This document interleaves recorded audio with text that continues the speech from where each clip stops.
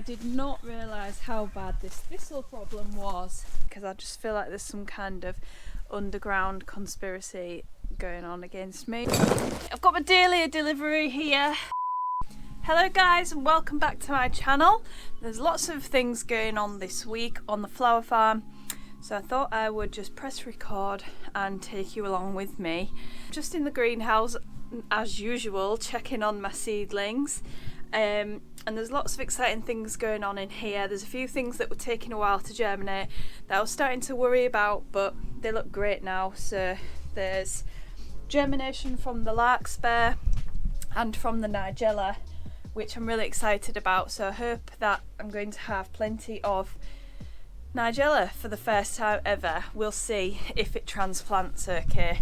I know that it likes to be direct sown, but I don't have the capacity to direct sow things here because we have so much weed pressure on the farm. I really struggle to direct sow anything, which obviously is a bit of a disadvantage for me when I like to grow things that prefer direct sowing. So they've germinated, so we'll just have to see whether they transplant into the ground okay. The helichrysum has started to germinate, the bee balm has started to germinate, the millet, the cynoglossum, that was taking a while, the daucus was taking a while, and so was the dill. They've both germinated, and I've got some solidago in this tray here, and I've been religiously checking on this because the seedlings are absolutely tiny, but they've started appearing. And then in last week's video I told you that I'd been sowing sunflowers, zinnias and cosmos, and they've all started to germinate in these trays as well. So a lot of people have been asking me about heat mats, and they're saying like, how do you get everything to germinate without a heat mat, and do you worry about not keeping things on heat mats? And I've got in here cosmos, sunflowers, zinnias, all not on heat mats, and they're all doing fine. So I've managed to germinate everything this year without a heat mat, so I wouldn't worry too much about heat mats. The only thing I would say about heat mats is that they can sometimes cause things to overheat and dry out, so just be careful about, especially if you're going to be putting these soil block Tupperware boxes on heat mats, just be cautious that these get hot in themselves, because basically in here this is a greenhouse within a greenhouse, and then if you've got that on a heat mat it's going to get very hot in there. So just be careful on sunny days if you've got things like that on the heat mat. Last week it was really windy. We had a lot of wind and quite a bit of rain as well, so I still can't really work out in the fields because it's just going to be a bit too wet, but a lot of my weed membrane flew off the beds, so I'm going to have to put the weed membrane back on. But I'm just wondering, in this field behind me, I'll take you out there, the weed membrane has come off, which I needed it to come off anyway, because I've got the Dahlia tubers in there from the dahlias that I grew from seed last year that I wasn't very keen on. So I'm just gonna, I think, use this opportunity to dig up the dahlias that are in here and the tubers that I don't want to keep, so I can just stick them on the compost heap. I'm just basically waiting to be able to do more field work. I need to do some things in the polytunnel because I've got a few thistles that have started to rear their heads in here, so it's making the weed membrane rise right up there. So I need to find those thistles and dig them out. So yeah, I'm really happy just because things seem to be going all right this year. They seem to be working well. I'm just got my fingers crossed for full beds of flowers this year and some good successes and being able to dry flowers and things. So anyway, I'm ranting on, so let's just get cracking with a bit of work, shall we?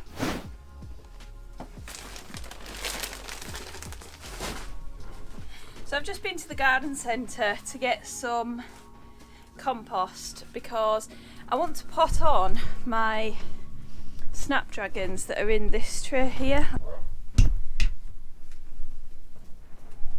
They just don't seem to be thriving, and I don't know whether it's because they need potting on, so I'm going to pot them on and see what happens, just because I think they're a bit too small to go into the polytunnel, into the ground just now. So give them a bit of a boost with a bit of fresh compost. And For the first time ever, I actually made a choice to buy peat-free compost. It actually hasn't been on my radar until now, even though it should have been, because of Sel from Forever Green Flower Company. She's been putting these sustainability series posts up on Instagram, and she posted about peat-free compost the other week. So if you want to check that out, go and see Sel from Forever Green Flower Company on Instagram. So yeah, let's get potting on with these snapdragons.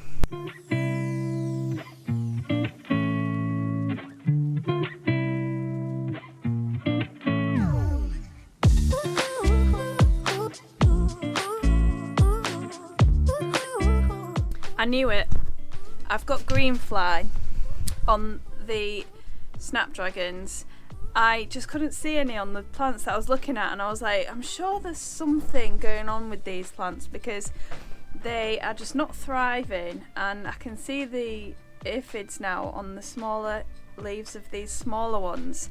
So I'm going to treat that. I think that I already have something in here that I can just use to treat that green fly with, and then hopefully the plants will sort themselves out and start growing now that I've realised what the problem is. I'm just going to wait for the sun to go down before I treat them with anything for the green fly.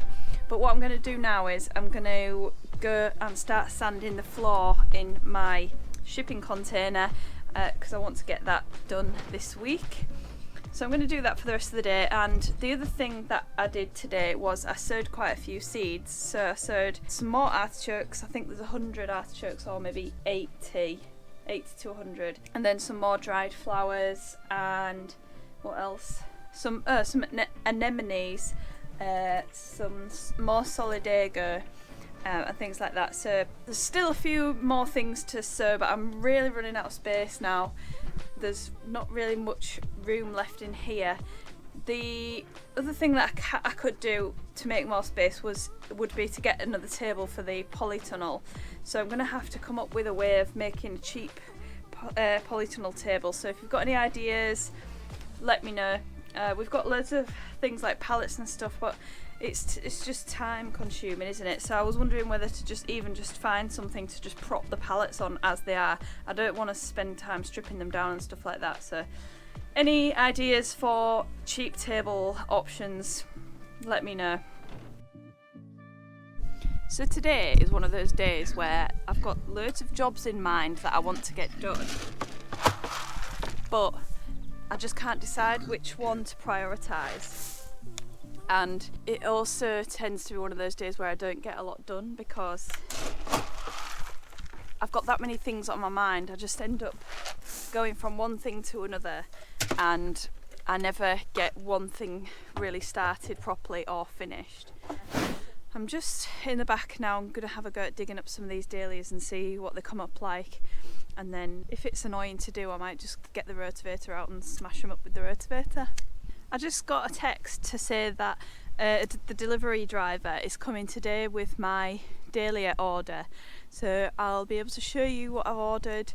I didn't order many actually this year because of the funding problem, because last year I just didn't make any money at all, and I didn't buy any tulips. Well, I think I bought about 200 or 300 tulips, and I didn't buy many dahlias, whereas usually I would. So I've chosen a few, but not many, and I also ordered some perennial plants as well.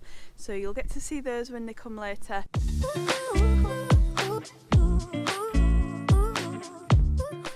So I just wanted to show you that when you grow dahlias from seed, you can expect to get a tuber like this from it in its first year, which is really cool. So if these were varieties that I liked, and just to fill you in, I grew like 30 metres of dahlias in this field last year and I didn't like any of them, so they're all going in the bin. But if this was a variety that I liked, then it would be a great way to increase my tuber stock, and I could have dug these up last autumn and stored them over winter and had taken cuttings from them this spring. They are a little bit rotten actually, so I don't know whether they would have, if I'd have tried to leave them in the ground, I don't know whether they would have come back up again. But anyway, it doesn't matter because I don't want them.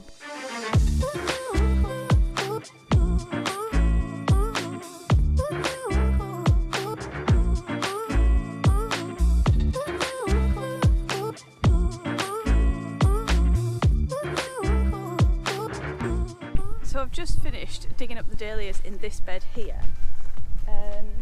It's a pretty horrible job actually, it was not very nice to do, but I think what I'm going to do is put the weed membrane back on this, and then when I dig up the dahlias from this one I'll have to pull this weed membrane over this way. Most of them are rotten, so I'm just wondering whether I'm doing the right thing by digging them up or whether I should just leave them to rot down, because the worms seem to be really enjoying them, so I don't know what to do.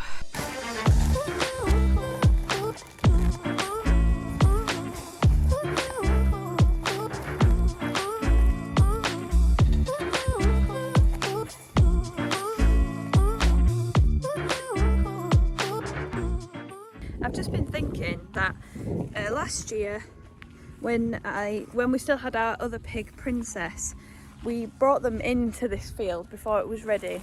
No, it probably wasn't last year, it was probably the year before.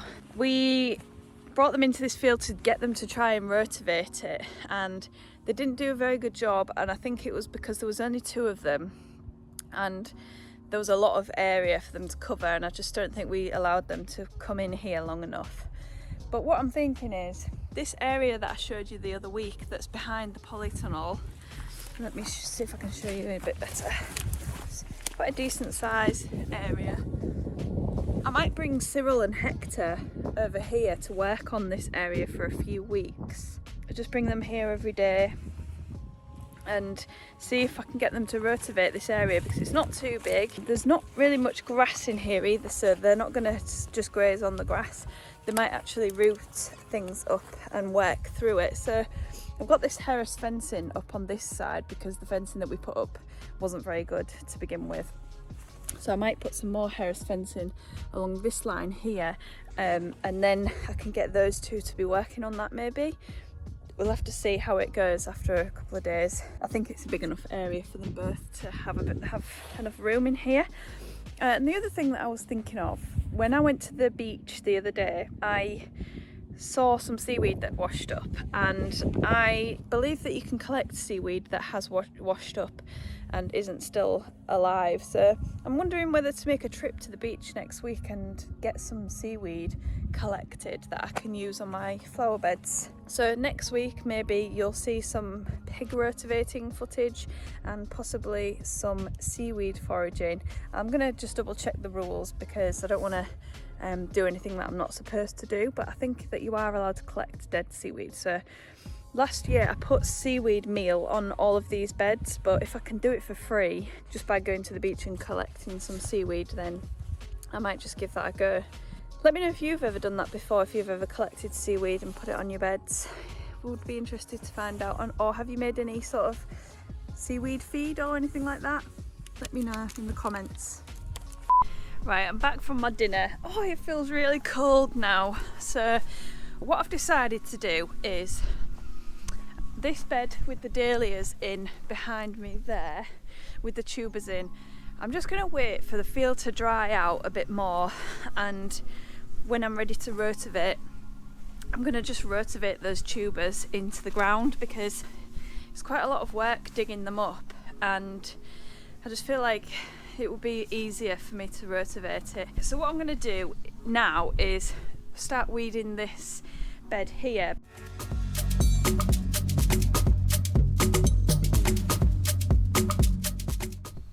I did not realise how bad this thistle problem was. Look how many thistles there is.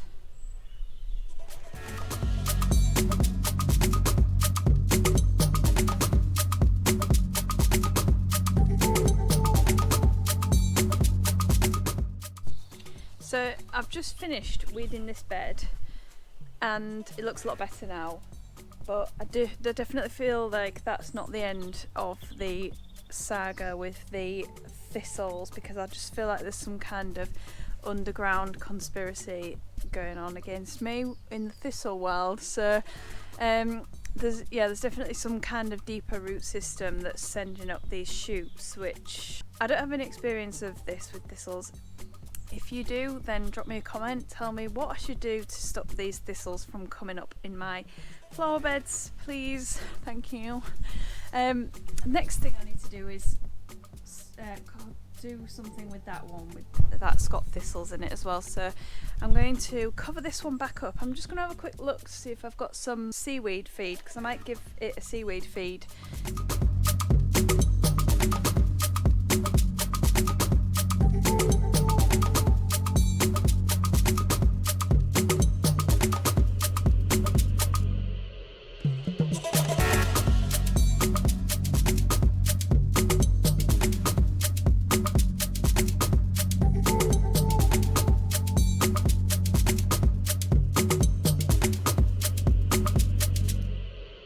Right, so that's both ranunculus beds weeded, free of thistles for now. I'm actually a bit disappointed about the way that ranunculus bed looks in particular, because there's a lot of corms missing that I filled that whole bed up with ranunculus, and there's a lot of empty holes, and I think that I'm going to blame Mr. Mouse for that, because I don't know if I showed it in the last video, or I think I might have put it on my Instagram stories. There was a mouse nesting in here, and I found all of the zinnia seeds underneath one of my jackets where it had been storing those seeds away. So I think that the mouse has been having a go at the ranunculus corms, which is a bit annoying. And the other thing is that the ranunculus aren't as bulked up as they usually would be at this time of year, but that's completely my fault, because I should have planted them way before Christmas in autumn time, and I didn't. I planted them in January time, or was it even February? I can't remember, but hopefully they'll just flower a little bit later on, and hopefully they will bulk up as it starts to warm up. So what I'm going to go and do now is, I'm not sure what time it is, but I'm wondering whether my dahlias have turned up yet. So I'm going to go and see if my delivery has arrived, and then I can show you what I've ordered, and then those perennial plants that I ordered, I can pot those up if they're here as well. Do you remember the phlox that I sowed the other week? And I had this seed tray sitting on top of it to let them germinate in the dark. Oh, look at all those worms over there. Yeah, well, I put another seed tray on top of this seed tray to let them germinate in the dark, and as you can see, well, I don't know if you will be able to see, but a lot of the phlox have germinated now, so that's good. I'll take that lid off now so that they can have a bit of light.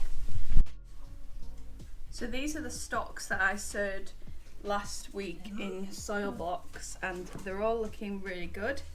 I need to move them somewhere a bit cooler because stalks like to be growing on in cooler conditions. So I'm just going to show you how I water them, which is, I'm basically just using this cafetiere jug or any sort of small jug. And what I do is just pour water really gently into the bottom of the tray, and then I try not to overwater it. I just put a little bit in at a time and keep adding until it looks okay. Right, I've got my Dahlia delivery here, so let's have a look at what we've got. So we've got Dahlia zingara, Dahlia muchacha, Dahlia Diana's memory,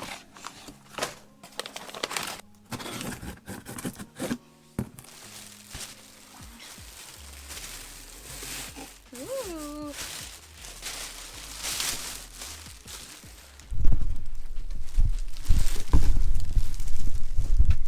so I've got some Veronica and some Astrantia. So I think I've got 12 of each. So that's my order unpacked. I thought I'd ordered more than 15 dahlias, but at least if I can take cuttings from these, then then I will be able to increase my stock that way. As I said before, it was a bad year last year, so I didn't have the money to put into Dahlia tubers like I normally do. So what I would normally do is buy maybe 50 or 100 tubers. But anyway, I've got lots done today, which I was hoping to do, and I'm just really eagerly waiting to be able to get the field rotivated round the back and start getting the rest of the beds that I haven't prepped before prepped ready for planting, because that's going to double the amount of growing space that I have round the back there. So I'm really looking forward to getting that done, but like I said, it's just still a bit too wet, so I'm going to have to wait maybe a week or two more. I don't think we've got much more rain in the forecast. I think it's going to be quite nice and sunny for the next couple of weeks. I've had quite a productive week so far, and it's only Thursday, so I think things seem to be going really well for me already this year, which is great news. And I just wanted to celebrate this other milestone with you. You maybe already know, but I've just hit 5,000 subscribers, so thank you everybody for following along on this journey, and I'm hoping that me and Rob are going to set up a separate channel soon just for the farming things. We had a chat about it, and we think that it'd be better off if we set up the farming stuff on a separate channel, and we can just advertise each other's channels on each other's channels. So I'll be setting that up in the next few weeks, so if you want to subscribe to that, then I'll let you know when it's up and you can go across and subscribe to that. So if you're not already subscribed, I would love it if you did do, because my goal is to reach 10,000 subscribers by the end of the year. So fingers crossed we'll be able to do that, and if you carry on liking, sharing and commenting on my videos, it's really going to help. So thanks so much to everyone who already joins in the community on my YouTube channel. So I'm just going to end it there. Thanks so much for watching, and I'll see you next time.